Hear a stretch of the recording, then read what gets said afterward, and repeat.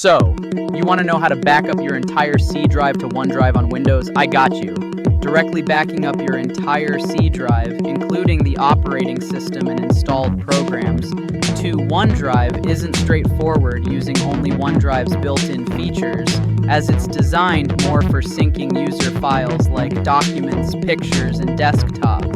OneDrive's PC folder backup setting can automatically sync these specific user folders to the cloud.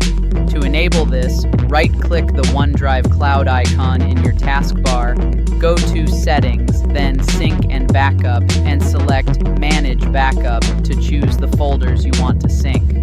For a true full C drive backup that includes system files and applications, you typically need third-party disk imaging or backup software that can create a complete image of your C drive, then manually upload that image to OneDrive, or use a dedicated cloud backup service.